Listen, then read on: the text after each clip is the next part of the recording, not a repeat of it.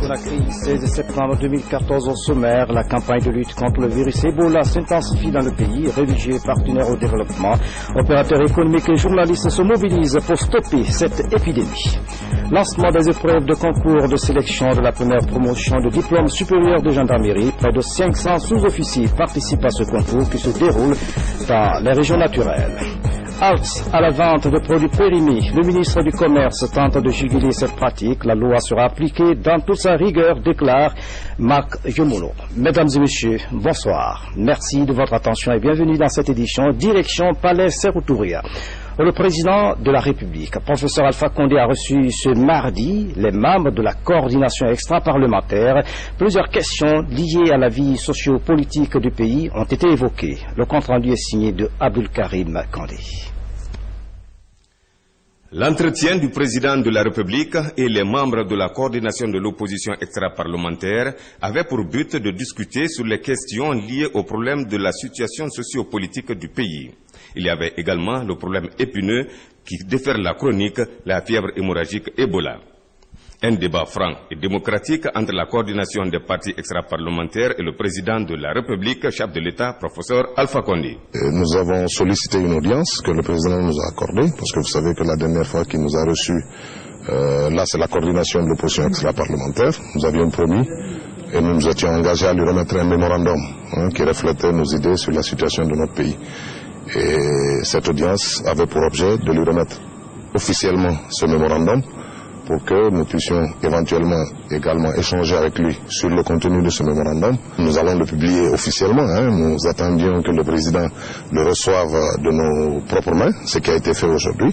Donc nous allons le publier à l'attention de la presse. Mais ce mémorandum définit un contexte général, fait un constat de nos préoccupations et de notre vision de la situation de la Guinée et fait également des recommandations au président de la République par rapport aux esquisses de solutions constatées dans le mémorandum.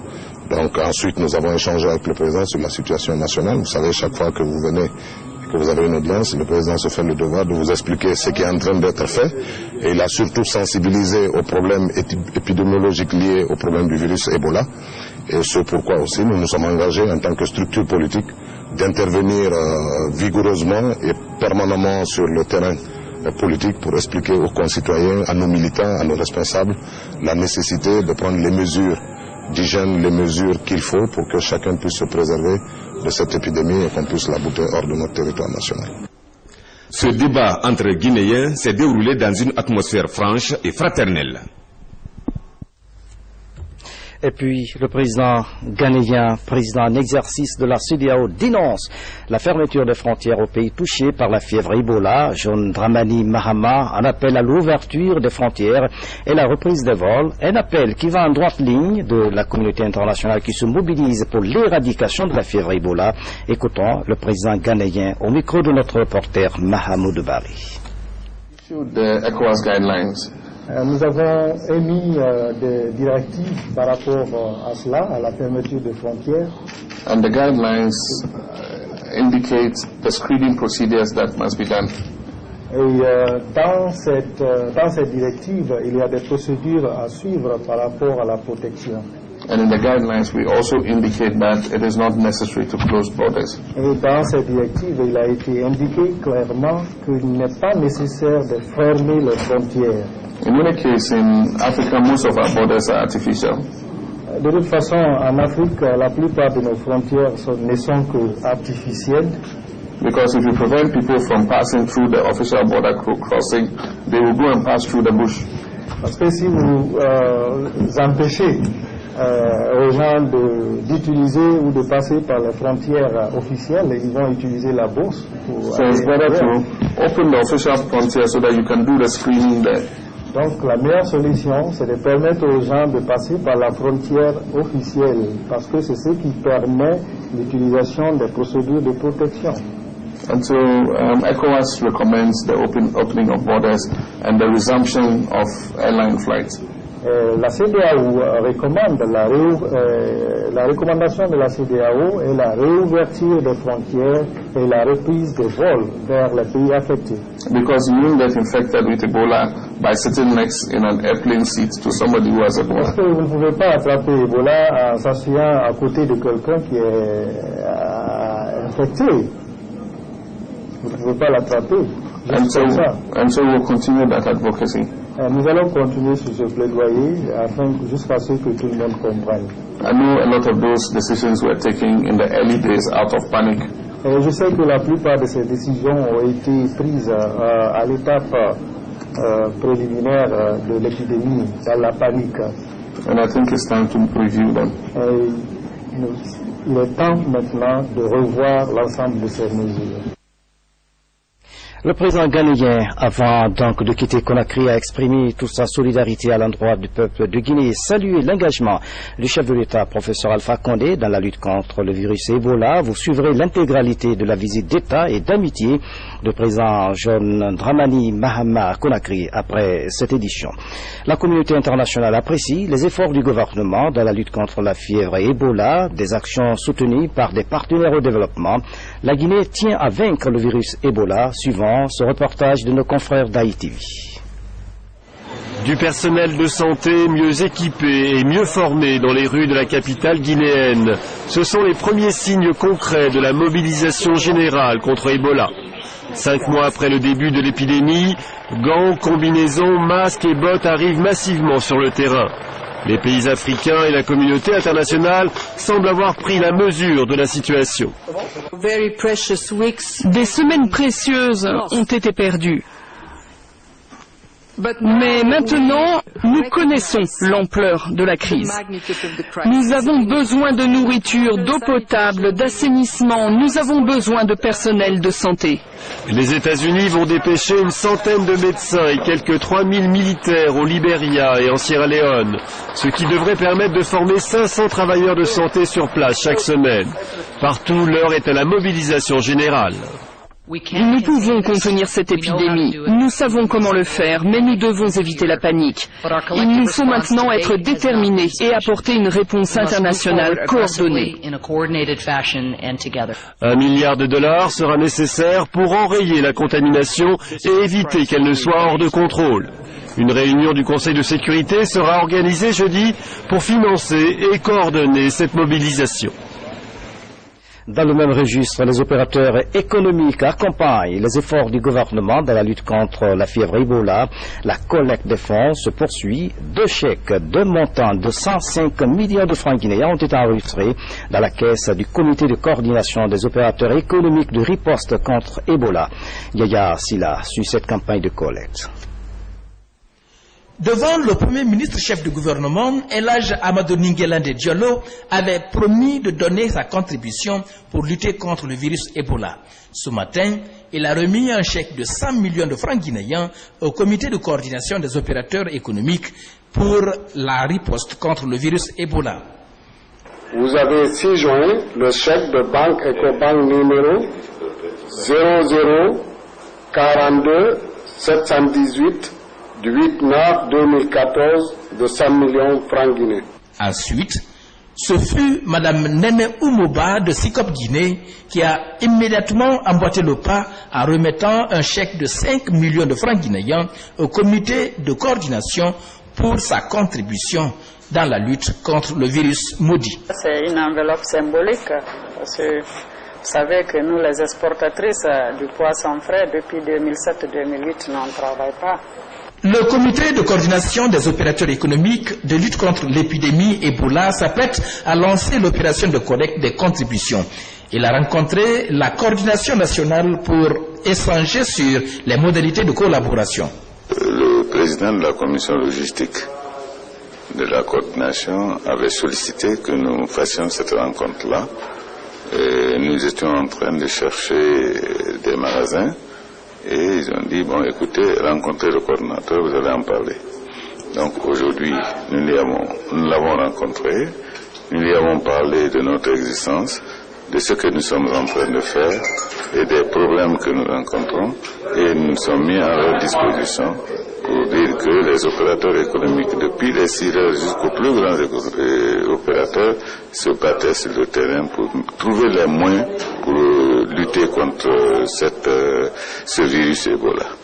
À ce jour, plusieurs milliers de chasseurs d'eau de Koya, 5004 cartons de poissons et 50 000 litres de carburant sont disponibles au compte du comité de coordination des opérateurs économiques. La lutte contre la fièvre Ebola s'intensifie donc dans le pays. L'UTERGI a organisé ce mardi une campagne de sensibilisation dans les différentes radios privées, une manière de traduire en actes concrets l'appel à la mobilisation du chef de l'État, professeur Alpha Condé, et d'aider les populations à mieux connaître les mesures de prévention. L'action est à saluer. Après avoir éradiqué le virus Ebola dans leur préfecture, les ressortissants de Télémélé ne comptent pas baisser les bras dans la lutte contre cette épidémie. Hier lundi, ils ont offert des kits et une enveloppe financière aux familles des victimes et rescapés d'Ebola. C'est un exemple à suivre. Mamadou Saliou Diallo. C'est un don composé du savon, du chlore et des enveloppes financières. C'est une assistance des ressortissants de Télémélé aux familles des victimes et rescapés de la fièvre Ebola. Nous remercions les ressortissants pour leur assistance à toutes les familles victimes d'Ebola.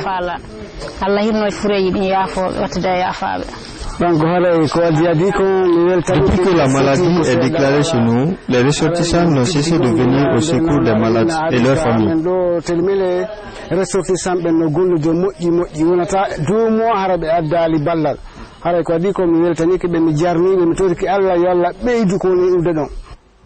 Le lieu est symbolique. C'est ici que les malades d'Ebola ont été isolés. Aujourd'hui, après avoir vaincu la maladie dans leur préfecture, les ressortissants de Télémélé ne comptent pas baisser les bras dans la sensibilisation contre Ebola. Il était important de renforcer la sensibilisation de ses bénéficiaires, mais aussi de ses parents et de ses voisins, pour que l'on cherche via Akaroni, dans la mesure où il y a des cas dans les autres préfectures, mais dans les pays voisins aussi, ce n'est pas que nous allons terminer avec Ebola. Le risque existe toujours et nous les avons demandé d'utiliser cette solution et ce savon pour la prévention. À Télémélé, sur 26 cas confirmés, 17 ont survécu à la maladie grâce à la synergie d'action entre les autorités sanitaires, les partenaires et les ressortissants de la préfecture. Voilà, c'est officiel. La célébration de la fête de l'indépendance du 2 octobre à Bamou est reportée au mois de décembre. Ce report est dû à l'épidémie de la fièvre hémorragique à virus Ebola qui sévit dans le pays. La nouvelle a été rendue publique ce mardi dans une déclaration lue par le porte-parole du gouvernement, Damanta Albert Camara, est au micro de notre reporter Bernard Tonguino. Par la nécessité pour nous, gouvernement et les organisateurs de la fête, de prendre en compte les nouvelles donnes qui sont contenues dans le plan d'urgence sanitaire nationale qui lui-même fait suite à la déclaration d'urgence sanitaire et qui comporte un certain nombre de mesures qui doivent être mises en œuvre concernant le déplacement des personnes, les regroupements de personnes, les manifestations et ainsi de suite. C'est vrai que ça vient assez tard, mais nous avons voulu jusqu'au dernier moment pouvoir préserver cette date-là. Il convient aujourd'hui de faire de telle sorte que tous les éléments qui sont contenus dans le plan d'urgence soient pris en compte.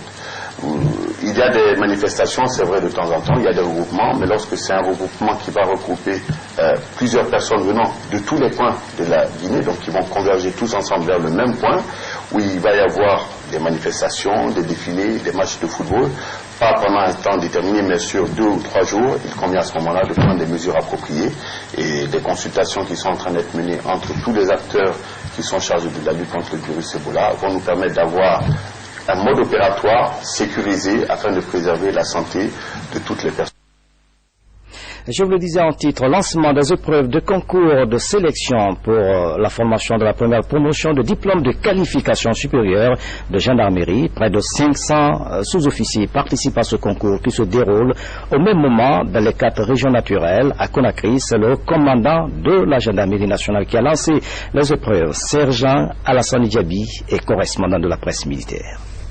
Sont sous-officiers détenteurs du diplôme d'armes et celui d'officier de police judiciaire. Ils postulent pour le diplôme de qualification supérieure. Près de 500 candidats sont en lice. Ces candidats vont affronter les épreuves de français, de dissertation, de connaissances professionnelles, également des questions sur la gendarmerie mobile, départementale et des épreuves physiques. Le diplôme, c'est la première fois que ce diplôme est mis en place. Le DQSG, c'est vraiment une première, véritablement. Il y a beaucoup d'engouement parmi les sous-officiers. Je rappelle que ce diplôme, cette formation a 2 vertus. La première, c'est de former de bons commandants de brigade et de peloton. Et la deuxième, de permettre à ces sous-officiers de pouvoir postuler lorsque ce sera le moment au grade d'adjudant-chef. Le lycée Koleya accueille les candidats de la zone spéciale de Conakry. Ici, les épreuves sont lancées à 8h45. Elles se déroulent simultanément dans les 4 régions de gendarmerie nationale du pays. Avec le concours de coopérants français, nous avons cette année initié ce diplôme de qualification supérieure. Désormais, va équivaloir au BIA au niveau de l'armée de terre. Les candidats, c'est des gens qui ont déjà fait le cadre, ils ont eu le certificat d'aptitude professionnelle. Et ils ont eu le PJ ou le DA, donc ils sont à leur 3e diplôme. Donc je crois que tout se passe très bien. Ce concours de sélection pour la formation de la première promotion du DQS se veut rigoureux, car le diplôme de qualification supérieure est une innovation au sein de la gendarmerie nationale. On remonte dans la savane guinéenne à Kankan. Les délégués des organisations de la société civile suivent une série de formations axées sur la protection des droits de l'homme. Les participants viennent des préfectures de la Haute-Guinée, des rencontres initiées par l'organisation guinéenne de défense des droits de l'homme. Le point avec Fodé Bangali Fofana.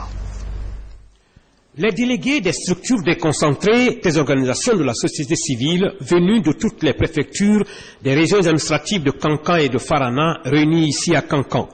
Ces structures déconcentrées sont l'émanation d'un projet que l'organisation guinéenne de défense des droits de l'homme a avec la coopération allemande appelé projet de la baïonnette intelligente. On s'est dit que s'il y a une petite complicité qui s'établit entre forces de défense et de sécurité et leader des organisations de la société civile, cela crée les conditions d'un dialogue qui peut peut-être aider à désamorcer certaines menaces qui pourraient générer des conflits. Pour assurer cette formation, le GDH a sollicité l'expertise de 2 formateurs de haut rang, un officier venu du haut commandement de la gendarmerie nationale, colonel Célestin Leno, et un autre du ministère de la Sécurité et de la Protection civile, capitaine Mamadi Sidibé. Une des missions de ce projet, la baïonnette intelligente, étant d'outiller les organisations de la société civile, notamment les structures déconcentrées de la CNPG, en vue d'en faire des partenaires des officiers de police judiciaire au niveau des préfectures. Dites-vous bien que vous aurez un acteur incontournable pour la pérennisation de la paix dans notre pays. Je me réjouis de la présence des représentants de chacune des préfectures de la Haute-Guinée. Et pour qui connaît la Haute-Guinée, la paix est indispensable pour tout ce que nous faisons. Le projet de la baïonnette intelligente, qui a eu l'initiative de réunir ces structures déconcentrées de la CNPG ici à Kankan, est un projet mis en place conjointement par l'ONG allemande WFD et l'Organisation guinéenne de défense des droits humains, OGDH.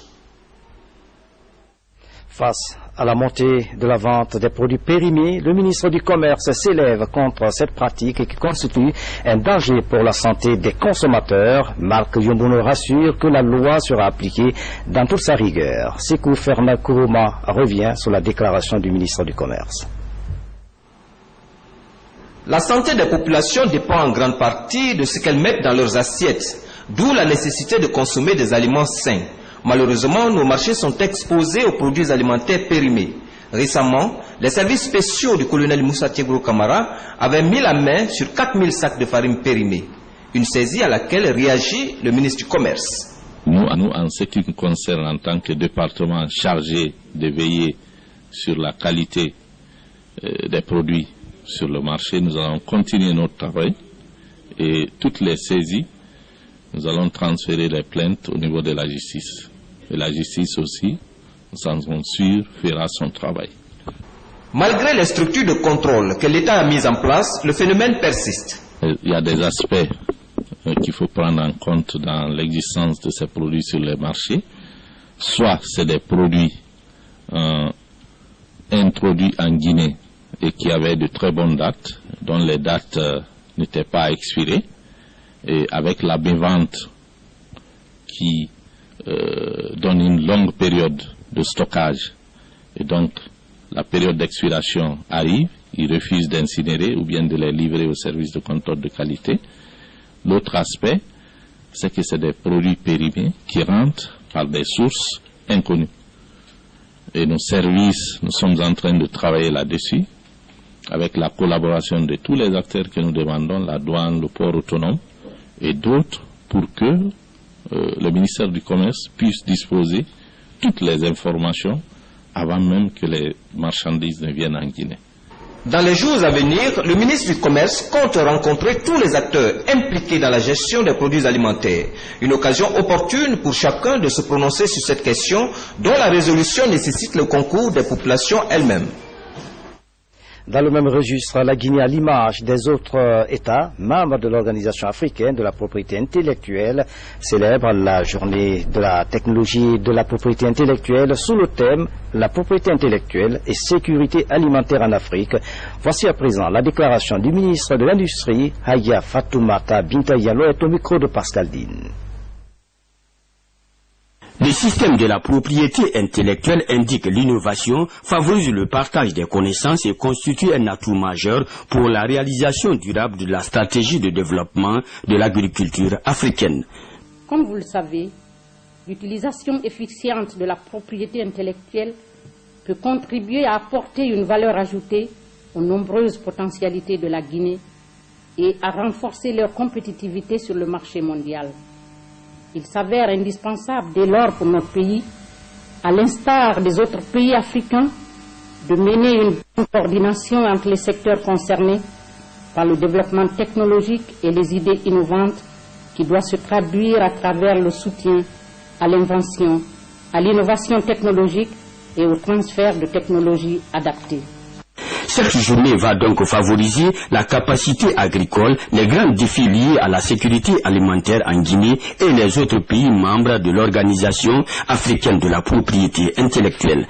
En signant la déclaration de Dakar, le président de la République, son Excellence le professeur Alpha Condé, exprime sa volonté de faire de la propriété intellectuelle un outil stratégique de développement économique et social de la Guinée. Dans ce cadre, mon département a entrepris la mise en œuvre d'un certain nombre d'actions qui sont entre autres la création du Comité national de coordination et de développement de la propriété intellectuelle, la mise en place du Comité national d'examen et de validation de dossiers de reconnaissance des indications géographiques et la construction du Centre de documentation en propriété intellectuelle. Instituée par l'Union africaine depuis 1999, la Journée africaine de la propriété intellectuelle permet aux États africains de s'approprier de ce levier important pour le développement socio-économique à travers la maîtrise de la technologie. Dans l'actualité encore, les populations de Kouroussa se mobilisent pour dire merci au président de la République, professeur Alpha Condé, suite à la nomination de M. Moussa Filan Traoré, gouverneur de Farana. Une manifestation de soutien a été organisée à cet effet. Le point avec Ansman Toumani Kamara. Avec cette mobilisation, c'est tout Kouroussa qui est sorti pour manifester sa joie et signifier sa reconnaissance au président de la République. Un acte du pouvoir central vient de porter son choix sur un fils de Kouroussa, Moussa Filan Traoré, comme gouverneur de la région administrative de Farana. Le doyen de Hamana, au grand complet, dit ne pas être surpris du choix et prie pour la réussite du fils.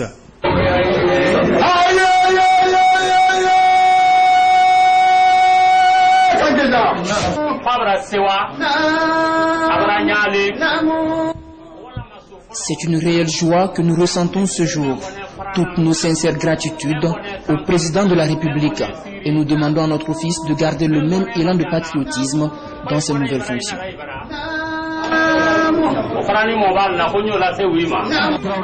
Sur la place publique, élus du peuple, administrateurs, religieux, citoyens urbains et ruraux ont tous le même élan de reconnaissance. Monsieur Philan Traoré est quelqu'un qui a beaucoup fait pour la radio locale de Kouroussa. Ce qu'il cherche, il amène dans son village. On est mobilisé parce que vraiment ce que le président a fait, on est content, c'est pourquoi on est mobilisé aujourd'hui. Parce que Philan Traoré, il est chaque fois avec la jeunesse de Kouroussa. Avant la commune urbaine de Kouroussa, les populations des localités rurales de Sangiana et de Moussaya ont tenu aussi à féliciter et à encourager Moussa Philan Traoré dans ses nouvelles fonctions de gouverneur de la région administrative de Farana. Ailleurs dans le monde, un accord de partenariat a été signé entre les parlements européens et ukrainiens. C'est le premier élément des nouvelles sous forme de télégramme en image. Simultanément, les parlements européens et ukrainiens ont ratifié mardi un accord d'association. Un accord qualifié d'historique par le président du Parlement européen, un premier pas important vers l'adhésion de ce pays à l'UE pour le président ukrainien. Pour l'heure, cet accord qui comprend des volets politiques et économiques reste néanmoins symbolique. Les Européens ont en effet reporté l'entrée en vigueur de l'accord de libre-échange à fin 2015 pour permettre des discussions avec la Russie qui voit d'un très mauvais œil l'Ukraine s'éloigner de son giron. Après plusieurs semaines d'accalmie, la capitale afghane a été mardi la cible d'un attentat. Un kamikaze taliban a fait exploser sa voiture piégée contre un convoi de l'ISAF, la force de l'OTAN. L'explosion a secoué Kaboul le matin à l'heure de pointe sur la route de l'aéroport, près de l'entrée du vaste complexe qui abrite l'ambassade américaine. 3 soldats ont été tués et une quinzaine de civils blessés. Cet attentat intervient alors que le pays est en pleine paralysie politique, les 2 candidats du second tour de la présidentielle de juin revendiquant la victoire. Dans le nord-ouest du Mexique, frappé dans la nuit de dimanche à lundi par l'ouragan Odile, l'heure est au bilan. 135 personnes ont été blessées, tandis que des habitations et des hôtels de la région touristique de Los Cabos ont été partiellement ou totalement détruits. Des milliers de touristes sont toujours bloqués en raison des vols annulés, tandis que des militaires ont été dépêchés sur place pour protéger la population des pillages.